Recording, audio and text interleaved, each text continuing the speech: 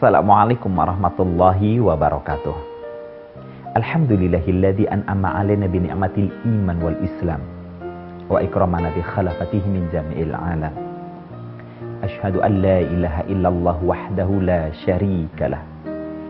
Wa asyhadu anna Muhammadan 'abduhu wa rasuluhul mab'uulah la nabiyya ba'dah. Allahumma shalli wa sallim wa barik ala sayyidina Muhammadin wa ala alihi wa ashabi ajma'in. Amma ba'du. Sahabat Caka TV yang dirahmati Allah Subhanahu wa taala. Apa kabar iman Anda hari ini? Doa dan harapan kami semoga keimanan kita senantiasa meningkat dari hari ke hari. Dengan meningkatnya keimanan, semoga Allah Subhanahu wa taala senantiasa memberikan kepada kita hidayah, petunjuk pada kalimat-kalimat yang baik. Dan dengan kita menapaki jalan hidup senantiasa menggunakan kalimat-kalimat yang baik, semoga dengan itu Allah Subhanahu wa taala menunjukkan kita pada jalan kemuliaan, wabil khusus kemuliaan di dalam membangun kehidupan rumah tangga. Kehidupan rumah tangga yang akan menghantarkan pada suasana asmara, amanah, sakinah, mawadah, warahmah. Saling percaya, saling menenteramkan, saling memadu kasih dalam nuansa cinta yang penuh dengan ketulusan semata-mata karena Allah Subhanahu wa taala, sehingga rumah tangga senantiasa harmonis. Tapi kita tidak boleh abai tentang adanya hal-hal yang bisa jadi menjadi faktor penghancur kehidupan rumah tangga. Salah satunya adalah selalu mengkritik dan menyalahkan pasangan. Dan inilah yang menjadi tema kita kali ini. Dalam membangun kehidupan rumah tangga, biasanya sepasang suami istri mereka menghendaki suasana yang harmonis, suasana yang romantis, bahkan dalam ungkapan-ungkapan verbal di antara mereka cenderung dengan ungkapan-ungkapan yang puitis. Dan ini sebenarnya sangat disukai oleh masing-masing pihak. Ustadz Hasan Al-Banna, pendiri Ikhwanul Muslimin di Mesir misalnya, beliau mengatakan, kalimat-kalimat sastra adalah ibarat dawai yang menggesek senar-senar gitar. Ia bisa menjadi penghibur bagi orang yang mendengarnya. Bisa dibayangkan bukan? Bagaimana jika memiliki pasangan yang romantis dan puitis? Bagi sebagian orang mungkin akan mengatakan, apa ya harus seperti itu? Saya tidak pandai, saya tidak berbakat.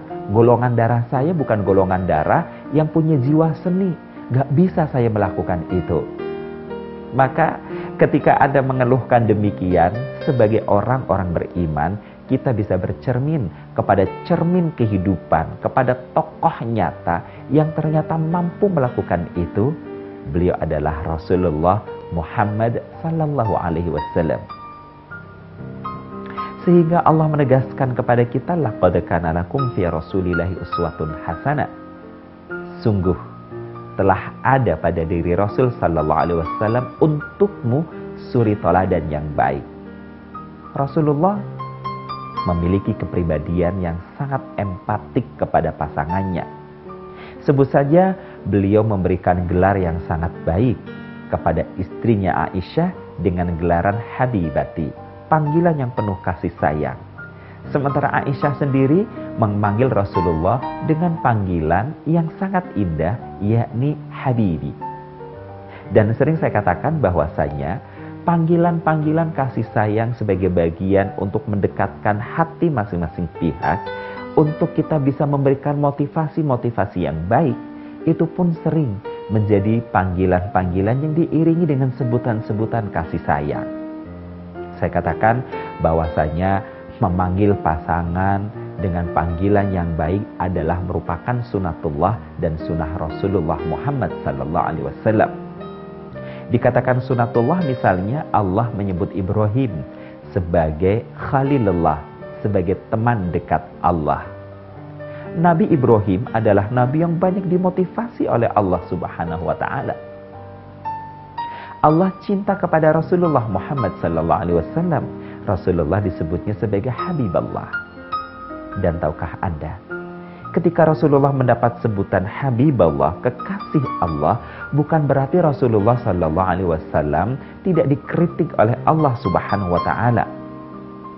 Pada beberapa kisah yang sangat fenomenal, Rasulullah dikritik dengan tajam oleh Allah Subhanahu wa taala akibat sikapnya yang dianggap tidak bersahabat kepada jamaahnya, kepada orang yang membutuhkan ilmu darinya. Suatu masa ketika beliau Rasulullah sallallahu alaihi wasallam sedang melobi para bangsawan, sedang mendakwahkan agama Allah Subhanahu wa taala di hadapan para pembesar-pembesar dunia. Tiba-tiba Abdullah bin Umi Maktum yang bermata buta itu datang kepada Rasulullah sallallahu alaihi wasallam, menarik-narik baju beliau, menanyakan tentang satu perkara dalam urusan agama. Karena sedang di hadapan para pembesar, Rasulullah sallallahu alaihi wasallam diam, tidak mengacuhkannya alias mengabaikannya.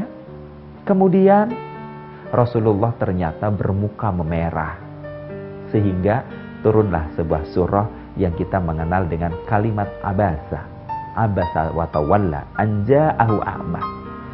Rasul utusan Allah itu bermuka masam ketika datang seorang buta kepadanya, padahal mungkin ia datang bermaksud untuk mempelajari suatu ilmu agama dan ia ingin mensucikan jiwanya.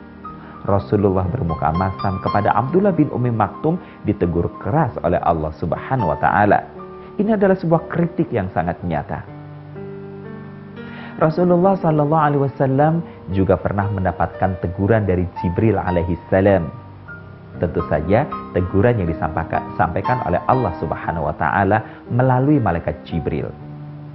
Yakni pada sebuah kisah yang menyebutkan tentang seorang pemuda yang profesinya adalah mencuri kain kafan mayat-mayat yang baru dikuburkan. Suatu hari seorang pemuda ini datang kepada Rasul bahwasanya dia telah memperkosa seorang gadis yang baru saja dikuburkan ketika ia bermaksud untuk mencuri kain kafannya. Mendengar kalimat ini Rasulullah merasa jijik sehingga beliau mengatakan, "Idhab minni." "Enyah kau dari hadapanku." Pemuda itu pun dengan rasa takut yang sangat luar biasa pergi meninggalkan Rasulullah sallallahu alaihi wasallam. Ia mengembara selama 3 hari 3 malam di gurun Sahara. Ia mengadu kepada Allah Subhanahu wa taala sehingga Allah berkenan mengutus Jibril untuk memberikan kritik kepada Rasulullah sallallahu alaihi wasallam. Seperti apakah bentuk kritiknya? Akan saya lanjutkan selepas pesan-pesan yang berikut.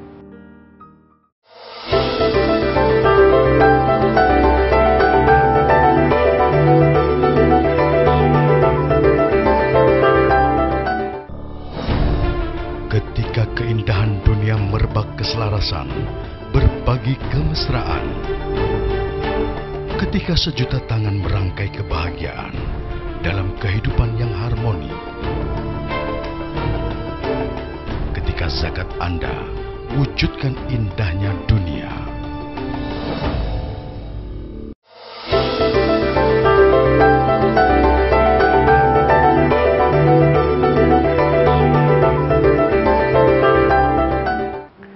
Jibril turun memberikan salam kepada Rasulullah sallallahu alaihi wasallam dari Allah Subhanahu wa taala.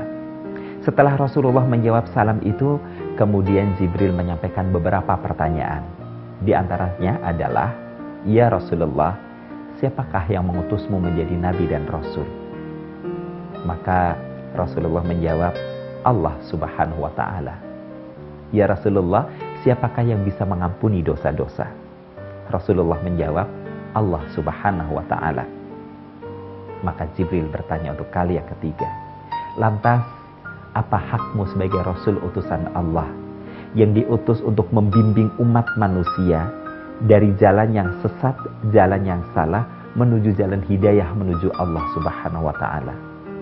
Apa alasanmu pula ketika datang seorang hamba yang sudah melakukan kemaksiatan karena ketersesatannya, kemudian dia ingin mensucikan dirinya kembali kepada Allah, lantas engkau menolak untuk membimbingnya?" Rasulullah pun tersadar dengan itu. Tentang Abdullah bin Ummi Maktum, Rasulullah merubah dirinya. Tentang pemuda yang telah memperkosa mayat seorang gadis, Rasulullah pun memanggil para sahabat agar orang itu dicari untuk ditemukannya guna dibimbingnya.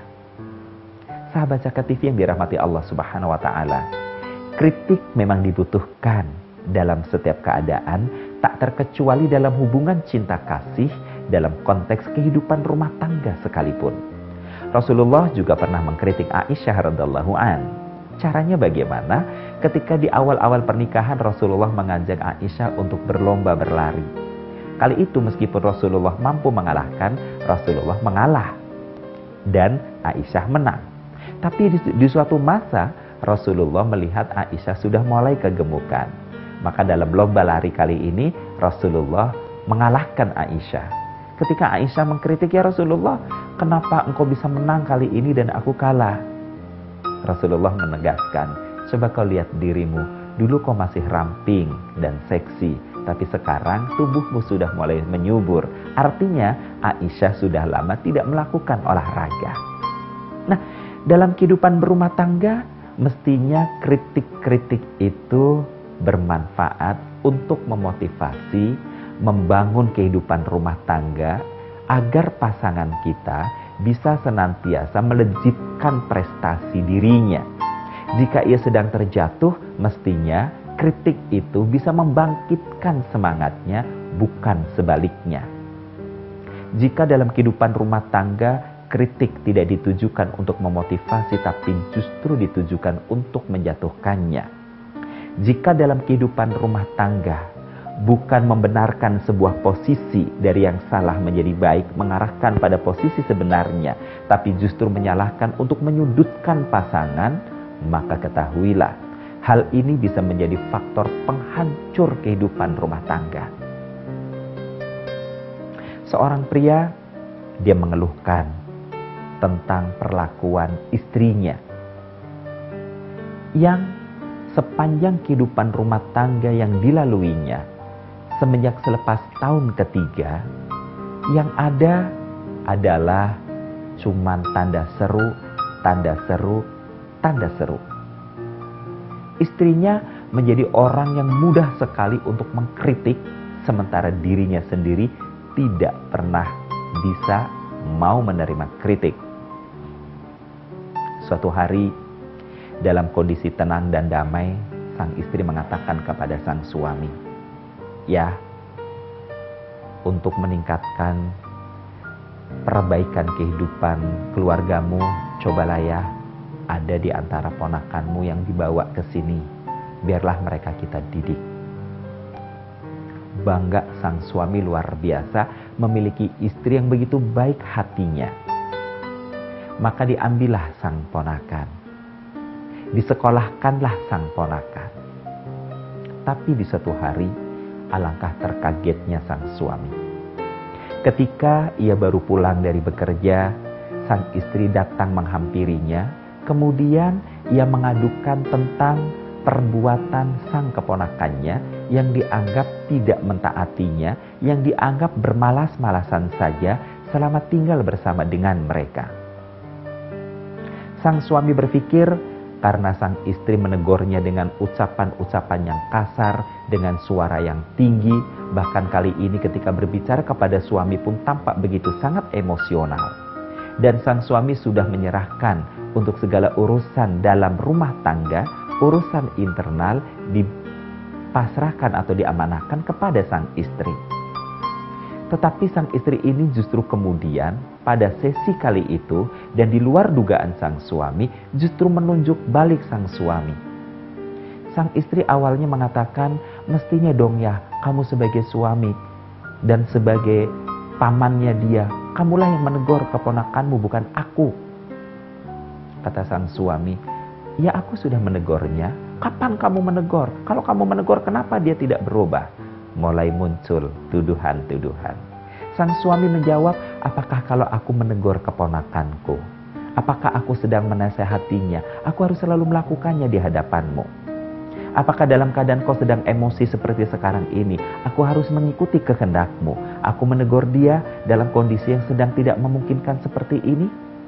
Ternyata sang istri mengatakan, iya, harusnya kamu ada di pihakku.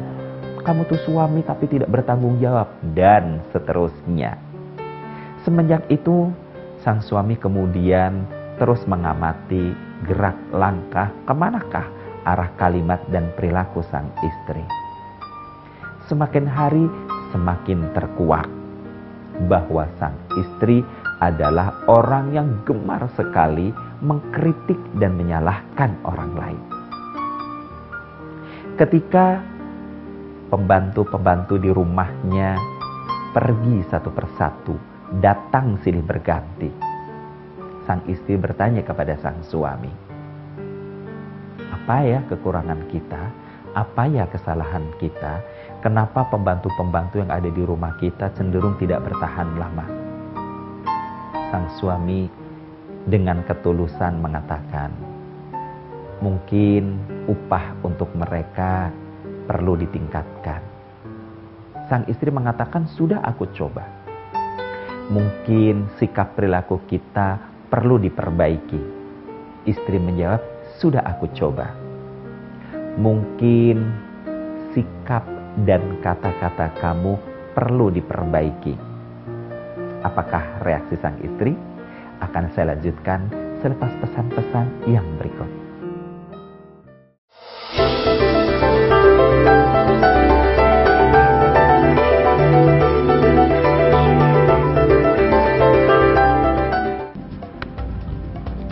Semangat kemenangan harus berasal dari sportivitas yang datang dari hati. Saya Bambang Pamungkas, saya zakat di Dompet Duafa. Keluarga adalah sumber inspirasi saya. Kehangatannya datang dari hati. Saya Inneke Kusharawati, saya zakat Dompet Duafa. Berbagi memudahkan rezeki, karena datang dari hati. Saya Ipo Santosa, zakat di Dompet Duafa. Dompet Duafa.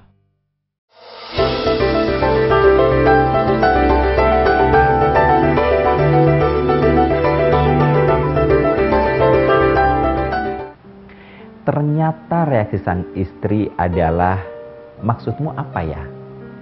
Apa kau akan mengatakan bahwa aku tidak baik kalimatnya kepada mereka? Kenapa kau selalu menyalahkanku ya? Arahan suami yang sudah terflowchart dengan begitu baik, pada satu ending tertentu, ketika arahnya diarahkan kepada dirinya akan merasa sangat marah, kemudian langsung mengkritik balik sang suami. Kritikannya terkadang disampaikan dalam berbagai macam sindiran yang jauh dari kata memungkinkan. Apa yang terjadi dalam kehidupan rumah tangga yang seperti ini? Sang suami kemudian, kalau dalam bahasa kerennya, mulai mengalami ilfeel, mengalami perasaan yang sakit kepada istrinya. Dampak yang paling mengerikan adalah, menurut pengakuan sang suami, karena seringnya terjadi kritik yang sedemikian rupa, dia sudah mulai ilfil kepada sang istri. Maaf, sang suami sudah tidak punya selera lagi. Bahkan dalam kurun waktu yang cukup lama, sang suami pun menjadi impoten ketika berhadapan dengan sang istri. Ia tidak mampu melakukan atau menjalankan fungsi kelelakiannya di hadapan sang istri. Pada saat kondisi seperti ini, yang terjadi adalah justru kemarahan sang istri yang begitu membuncah. Ketika akhirnya mereka tidak melakukan hubungan intim untuk beberapa waktu lamanya, disebabkan kelemahan sang suami dalam menghadapi sang istri, tidak bisa menjalankan fungsi kelelakiannya dengan baik, sang istri justru semakin curiga. Sang istri marah dengan berkacak pinggang menunjuk-nunjuk sang suami mengatakan, kau sebenarnya selingkuh dengan siapa di luar? Siapakah pujaanmu yang sebenarnya? Kenapa ketika berhadapan dengan aku kau begitu impoten? Apakah kamu impoten beneran? Apakah kamu sakit? Dan seterusnya. Justru membuat sang suami semakin ilfil kepada sang istri. Suami merasa sangat disudutkan. Betapapun sang suami kemudian mengatakan, beri aku kesempatan. beri aku peluang, beri aku kekuatan untuk aku bangkit. Aku impoten, aku tidak mampu melakukan fungsi kelelakianku. Aku tidak bisa mengungkapkannya kepadamu. Dalam hati sang suami katanya, suami ini mengatakan, kalaupun aku katakan terus terang, justru aku akan semakin diserang. Maka semenjak itu sang suami menjadi orang yang sangat tertutup. Dan dia mengatakan kepada sang istri, beri aku waktu untuk menyembuhkan impotensiku. Sang istri dengan kalap dan marah menanyakan, berapa lama? Kata sang suami, 2 tahun. 2 tahun terlalu lama. Kalau begitu 1 tahun terlalu lama. Kalau begitu 6 bulan. Sang istri mengatakan, mau 6 bulan, mau setahun, mau 2 tahun. Pasti kamu karena punya selingkuhan di luar. Semakin disalahkan. Akibatnya apa? Yang ada dalam benak sang suami, istrinya bukan orang yang mencintainya. Betapapun sering sang istri menempel-nempelkan badannya, sering merajuk kepada dirinya, dan sering mengungkapkan satu kalimat kata-kata I love you. Sang istri dalam kondisi tertentu ketika sedang tenang, sedang nyaman, selalu mengatakan, Mas, aku sangat mencintaimu. Aku sangat menyayangimu. Dulu kau sering mengatakan I love you. Kau sering mengatakan aku mencintaimu kepadaku, Mas. Kenapa kau tidak lagi mengatakan kalimat itu? Mas, aku selalu merindukanmu. Aku selalu menyayangimu. Bagaimana dengan kamu, Mas? Jawaban sang suami dengan begitu tenang dan datar, ia mengatakan, aku sudah tidak mencintaimu, Ma. Sang istri dengan senyum-senyum mengatakan, kamu bercanda, Pak. Iya, aku tidak bisa mencintaimu lagi. Karena kritikanmu, karena tuduhanmu, gayamu yang selalu menyalahkan aku, membuat aku sulit untuk mengucapkan kalimat itu lagi, Ma. Dan semenjak itu, meskipun kehidupan rumah tangga mereka tampak normal-normal saja, sang suami pun sudah mulai pulih dari impotensinya. Tetapi sang suami semenjak itu tidak pernah lagi mengucapkan kalimat I love you kepada istrinya. Dan setiap kali mau melakukan hubungan intim, sang istrilah yang harus senantiasa proaktif menanyakannya. Sang istrilah yang harus senantiasa mendekati sang suami. Bukan suami tidak cinta lagi, bukan suami tidak sayang lagi. Tetapi sang suami sudah tidak punya pandangan yang positif sebagaimana dulu. Dalam posisi ini, sang suami merasa sendirian untuk bisa memotivasi dirinya sendiri, termasuk juga dalam kehidupan ranjang.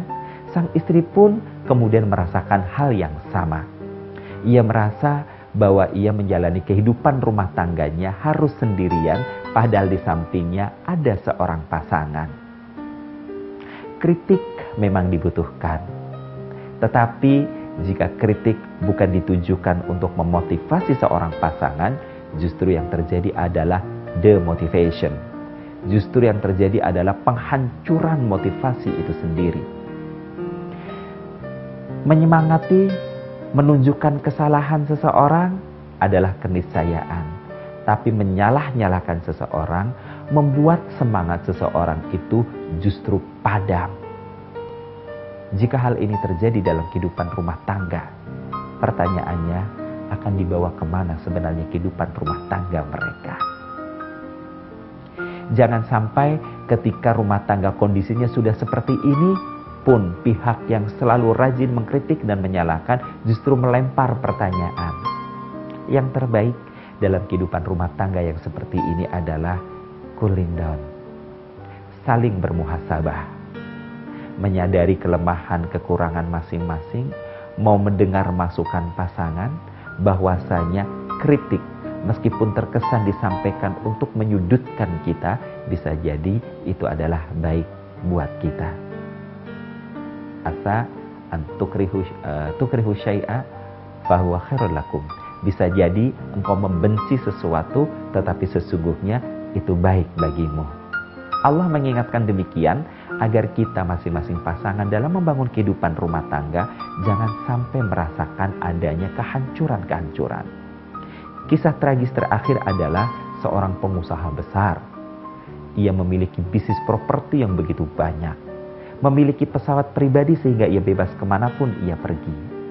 Tapi karena ia sering dikritik dan disalahkan oleh sang istri, bukan hanya impotensi yang menimpa pria ini, tapi puncaknya sang pria kemudian adalah menceraikan istrinya. Na'udzubillahi min dzalik. Semoga bermanfaat untuk kita semua. Bila taufik wal hidayah. Wassalamualaikum warahmatullahi wabarakatuh.